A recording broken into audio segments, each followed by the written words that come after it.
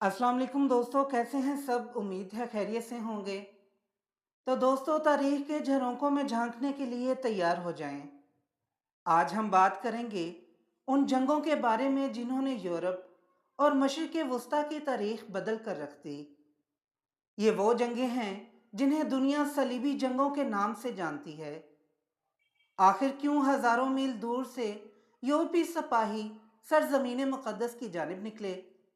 इन जंगों के पस मंज़र में क्या मजहबी, सियासी और माशरती अवामिल थे, और इनके असरात ने आने वाली दुनिया को किस तरह मुतासर किया? आइए इस तारीख के एक अजीम बाब को खोलते हैं और समझते हैं कि सलीबी जंगें सिर्फ मैदान जंग की कहानी नहीं, बल्कि तहजीबों के टकराव की अक्कास हैं। जानने के लिए वीडियो को एंड तक देखें, और जिन्होंने मेरा चैनल सब्सक्राइब नहीं किया वो ज़रूर करें, ताकि इसी तरह हिस्ट्री से मुतल्लिक आपके नॉलेज में इजाफा होता रहे। तो चलिए दोस्तों, वीडियो शुरू करते हैं।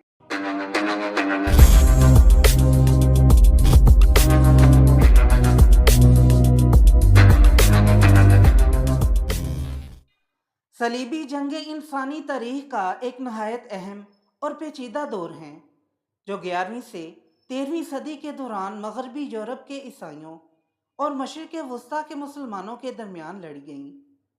इन जंगों का मकसद मुक़द्दस सरजमीन यानी यरूशलेम और दीगर अहम मजहबी इलाके पर कब्जा करना था, जो इस वक्त मुसलमानों के ज़ेरे कंट्रोल थीं। सलीबी जंगें सिर्फ मजहबी जंगें नहीं थीं, बल्कि इनके पीछे सियासी, समाजी और माशी अवामिल भी कार फरमा थे। ये जंगें इंसानी तारीख पर गहरे असरात मुरतब कर गईं, और इनके असरात सदियों तक महसूस किए गए। मुक़द्दस सरजमीन, ख़ास तौर पर यरूशलेम, तीन बड़े मज़ाहब ईसाइयत, इस्लाम और यहूदियत के लिए मुक़द्दस मुकाम है। ईसाइयों के नज़दीक यरूशलेम वो जगह है जहाँ हज़रत ईसा अलैहिस्सलाम की पैदाइश हुई, इनकी तालीमात का आगाज़ हुआ और वो मसलूब किए गए।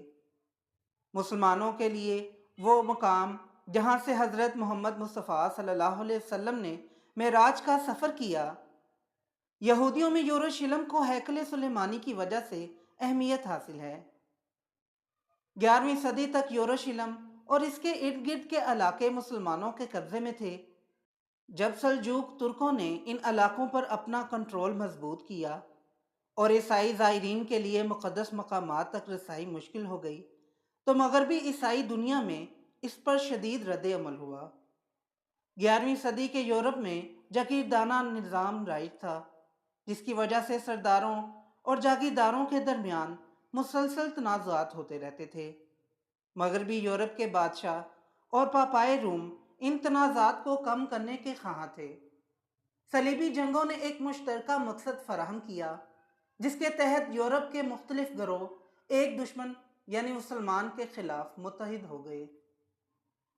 बाज़ंतीनी सल्तनत, जो मशरकी यूरोप और एशिया के कुछ हिस्सों पर मुश्तमिल थी, सल्जूक तुर्कों के हमलों से कमज़ोर हो गई थी। बाज़ंतीनी हुक्मरानों ने मगरबी यूरोप से तुर्कों के खिलाफ मदद मांगी। 1095 में पापाए रूम अर्बन दूम ने इस अपील के जवाब में एक तकरीर की, जिसमें ईसाइयों को मुसलमानों के खिलाफ मुक़द्दस जंग के लिए बुलाया गया। सलीबी जंगों के असबाब ये हैं। नंबर 1, मजहबी वजूहात। ईसाइयों का अकीदा था कि मुक़द्दस सरजमीन पर मुसलमानों का कब्ज़ा इनके मजहब की तौहीन है। पापाए रूम ने सलीबी जंगों में शिरकत करने वालों को गुनाहों की माफ़ी और जन्नत में दाखिले की ज़मानत दी।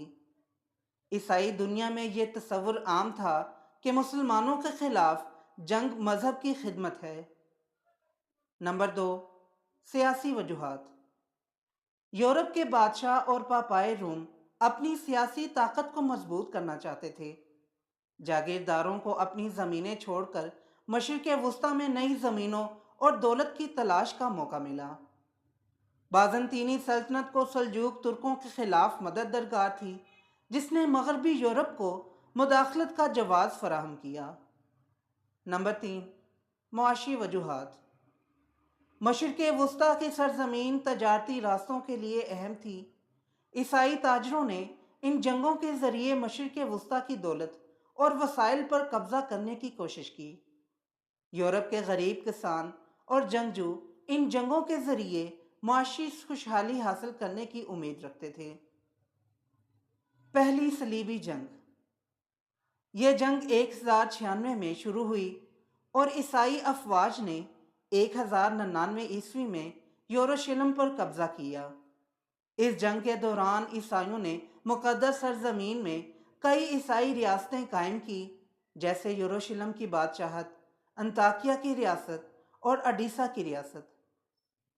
دوسری صلیبی جنگ۔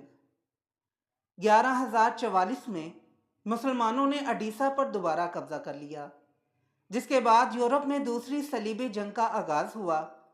یہ جنگ ناکام رہی اور مسلمانوں نے اپنی پوزیشن مضبوط کر لی۔ نمبر 3، تیسری صلیبی جنگ۔ یہ جنگ مسلمانوں کے عظیم سپہ سالار صلاح الدین ایوبی کی جانب سے 1187 عیسوی میں یروشلم کی فتح کے بعد ہوئی۔ اس جنگ میں انگلینڈ کے رچرڈ شیردل، فرانس کے فلپ دوم اور جرمنی کے فریڈرک باربروسا نے حصہ لیا۔ جنگ کے نتیجے میں یروشلم مسلمانوں کے پاس رہا، لیکن عیسائی زائرین کو وہاں جانے کی اجازت دی گئی۔ چوتھی صلیبی جنگ۔ یہ جنگ مقدس سرزمین کی بجائے بازنطینی سلطنت پر حملے کے لیے استعمال ہوئی۔ عیسائی افواج نے قسطنطنیہ کو لوٹ لیا، جو عیسائیوں کی آپس میں تقسیم کو ظاہر کرتا ہے۔ تیسری صلیبی جنگ کے بعد بھی کئی جنگیں ہوئیں، جن میں سے کوئی بھی عیسائیوں کو بڑی کامیابی نہ دلا سکی۔ مسلمانوں نے آخر کار مقدس سرزمین پر مکمل کنٹرول حاصل کر لیا۔ صلیبی جنگوں کے اثرات۔ نمبر 1، مذہبی اثرات۔ صلیبی جنگوں نے عیسائی اور مسلم دنیا کے درمیان دشمنی کو بڑھاوا دیا۔ عیسائی دنیا میں مذہبی شدت پسندی میں اضافہ ہوا۔ مسلمانوں نے ان جنگوں کو اپنی شناخت اور اتحاد کے لیے ایک موقع کے طور پر دیکھا۔ نمبر 2، سیاسی اثرات۔ یورپ میں بادشاہوں کی طاقت میں اضافہ ہوا، کیونکہ جاگیردار صلیبی جنگوں میں شامل ہو گئے۔ بازنطینی سلطنت کمزور ہو گئی، جو بعد میں سلطنت عثمانیہ کے عروج کا سبب بنی۔ مشرق وسطیٰ اور یورپ کے درمیان تجارت میں اضافہ ہوا۔ یورپ کو مشرقی دنیا کی سائنسی ترقی، طب اور فلسفے تک رسائی ملی۔ صلیبی جنگوں نے یورپ میں شہروں اور تجارتی مراکز کی ترقی کو فروغ دیا۔ نمبر 4، جاگیردانہ نظام کمزور ہوا اور کسانوں اور تاجروں کی اہمیت میں اضافہ ہوا۔ یورپ میں ایک نیا متوسط طبقہ پیدا ہوا، جو بعد میں یورپ کی ترقی کا باعث بنا۔ صلیبی جنگیں تاریخ کا وہ باب ہیں جو یہ سکھاتا ہے کہ مذہب کو جنگ کا ذریعہ بنانا انسانیت کے لیے تباہ کن ہے۔ یہ جنگیں اس بات کی یاد دہانی ہیں کہ اختلافات کو بات چیت اور رواداری کے ذریعے حل کرنا ہی بہتر راستہ ہے۔ صلیبی جنگوں کے نتیجے میں دنیا نے یہ سیکھا کہ جنگ کے ذریعے مسائل حل نہیں کیے جا سکتے۔ آج کے دور میں مختلف مذاہب اور تہذیبوں کے درمیان تعلقات کو مضبوط بنانے کے لیے ضروری ہے کہ ہم ماضی کی غلطیوں سے سبق سیکھیں۔ صلیبی جنگیں ایک ایسا تاریخی واقعہ ہیں جو مذہب، سیاست اور طاقت کی پیچیدگیوں کو نمایاں کرتا ہے۔ ان جنگوں نے دنیا کی تاریخ پر گہرے اثرات ڈالے اور کئی سماجی، سیاسی اور معاشی تبدیلیوں کی بنیاد رکھی۔ تاہم ان جنگوں کا سب سے بڑا سبق یہی ہے کہ امن، رواداری اور تعاون ہی انسانیت کی ترقی اور خوشحالی کا اصل راستہ ہے۔ آج کی دنیا کو ماضی کی ان غلطیوں سے سبق لے کر اختلافات کو دور کرنے اور ایک بہتر مستقبل کی تعمیر پر توجہ دینی چاہیے۔ تو دوستو، یہ تھی آج کی ویڈیو پسند آئی ہو تو لائک ضرور کریں اور میرے چینل کو سبسکرائب کریں۔ پھر ملتے ہیں ایک نئی ویڈیو کے ساتھ، تب تک کے لیے اجازت دیں۔ اللہ حافظ۔